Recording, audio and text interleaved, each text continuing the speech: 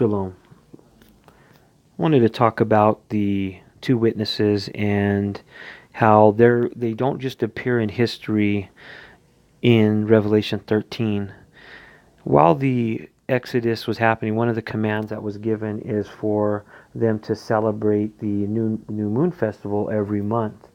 So since the Exodus, there's been approximately 48,000 new moons and while the temple was standing, both temples were standing, the process of validating that it was a new month was when the two witnesses would go to the Sanhedrin, and these witnesses had to be men of God. They had to be in a high upstanding character, that their testimonies would be accepted by the Sanhedrin and then validated by the high priest.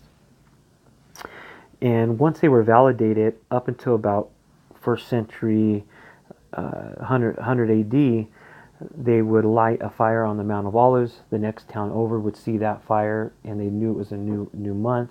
And then they would light other fires, and the other towns would, and so on and so on. It would spread across the world that way when they would know it was the new month.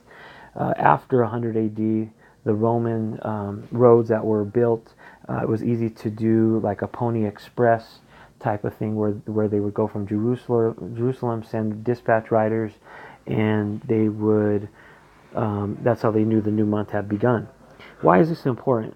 It's important because, God is a God of dress rehearsal, and we know that. There's the whole Bible is about type and shadows. Everything points to Yeshua, and it's a great thing. We look back towards the cross.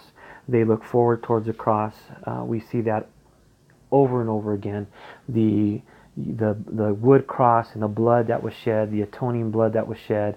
The same thing with Noah's Ark. It was made of wood, and then it had tar and pitch. Moses' Ark, when he was floated on the Nile River, was made of wood, and it was made of pitch. It was covered with pitch.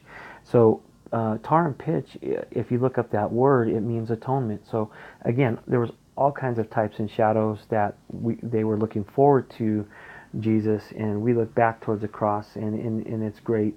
And in regards to the new moon festivals, these have to be so significant, important. If two witnesses, went to the high priest proclaiming that it was a start of a new month, a new beginning, and I feel that the Revelation 13 witnesses are going to do the same thing.